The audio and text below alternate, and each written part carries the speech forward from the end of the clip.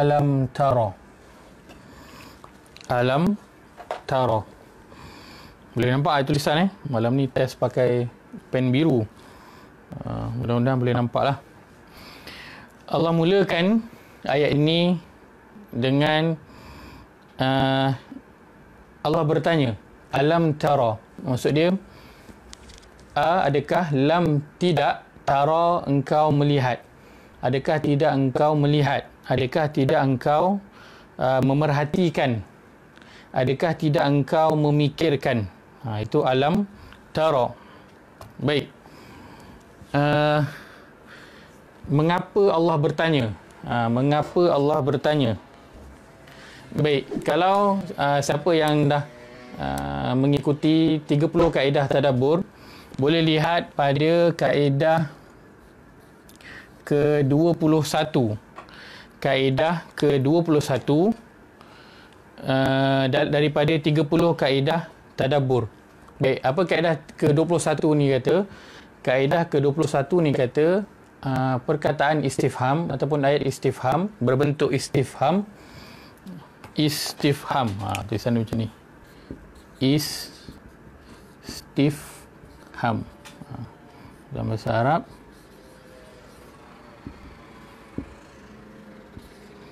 Istifham.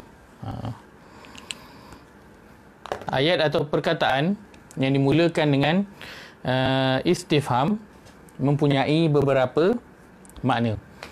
Ayat berbentuk istifham di dalam Al-Quran, ia mempunyai beberapa makna. Okay, baik. Apa maksud istifham ni? Apa maksud istifham?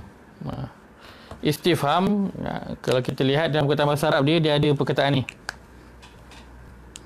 Asal dia adalah fahama. Fahama. Kan? Kalau kita biasa dengar fahama tu, dia macam faham. Istifham, dia minta nak faham. Maksud dia, istifham adalah pertanyaan. Pertanyaan untuk meminta jawapan ataupun penjelasan. Okay, baik. Dalam Al-Quran, Allah banyak menggunakan bentuk-bentuk istifham ini. Bentuk-bentuk pertanyaan. Tapi bukanlah setiap pertanyaan itu Allah nakkan jawapan, kan? Kerana Allah dah tahu. Tapi Allah bertanya bukanlah kerana nak jawapan. Ada beberapa sebab dan beberapa makna di sebaliknya kenapa Allah mulakan ayat Al-Quran dengan pertanyaan. Itu nanti boleh kita pelajari dalam 30 kaedah tadabbur, yang mana kita melihat kepada struktur ayat tersebut. Baik, dalam ayat ini, contohnya, dalam ayat ini Allah mulakan dengan alam tara. Tidakkah engkau memperhatikan? Tujuannya apa? Tujuannya adalah untuk memberi kejutan dan untuk menarik perhatian orang yang mendengar, untuk memberi kejutan dan untuk menarik perhatian orang yang mendengar. Ibaratnya kalau kita sembang dengan kawan kita, kita cakap kat dia, hang tahu tak? Weh, kau tahu tak? So bila kita dengar je orang tu tanya hang tahu tak, ataupun weh kau tahu tak, kita macam apa dia kan, apa cerita ni, mesti kita macam lebih excited untuk nak tahu apa benda yang dia nak sampaikan ni, kan. Bila daripada dia mula je tu cerita, hari ni aku ni kan, dengan dia datang, hang tahu tak, kita mesti macam lebih apa cerita ni, kan. Sebab itu salah satu sebab mengapa Allah mulakan ayat ini dengan istifham, untuk memberi kejutan dan untuk menarik perhatian orang yang mendengar. Apa pengajaran yang kita dapat daripada potongan ayat ni? Yang pertamanya, kita kena yakin bahawa Allah itu tahu.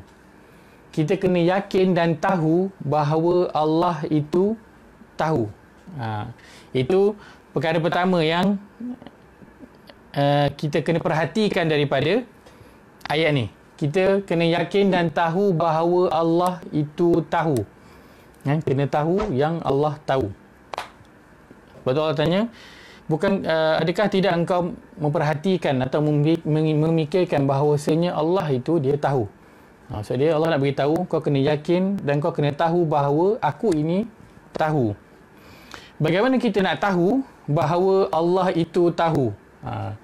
Bagaimana kita nak tahu bahawa Allah itu tahu? Caranya ialah dengan kita melihat pada diri kita dan kita melihat pada apa yang berada di sekeliling kita. Contohnya, kita melihat kepada apa?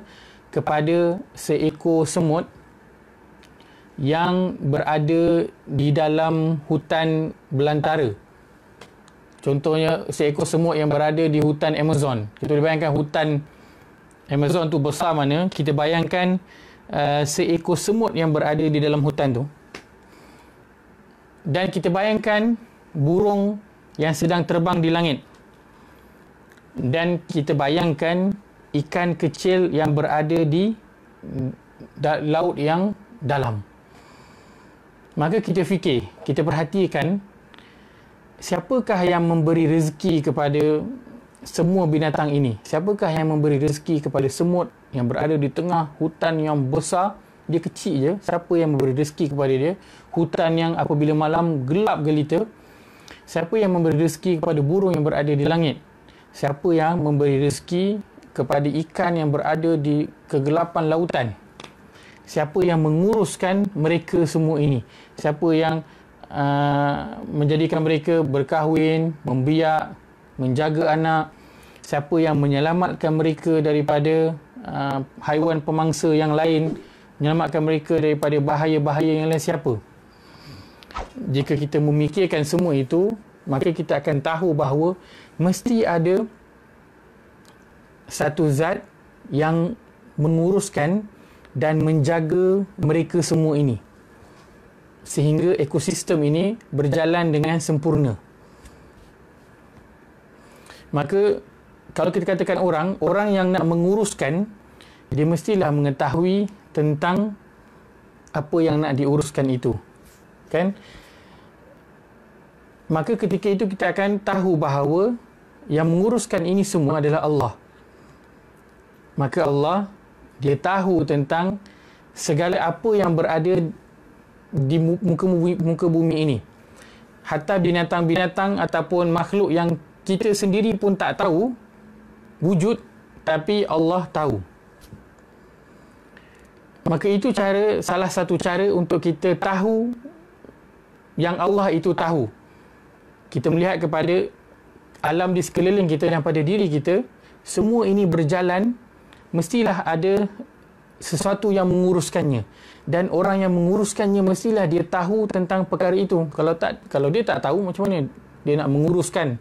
Kalau dia tak kenal orang ni, binatang ni perlukan apa, duduk di mana, kan? Kalau dia letak semut itu, makanan dia kena makan daging.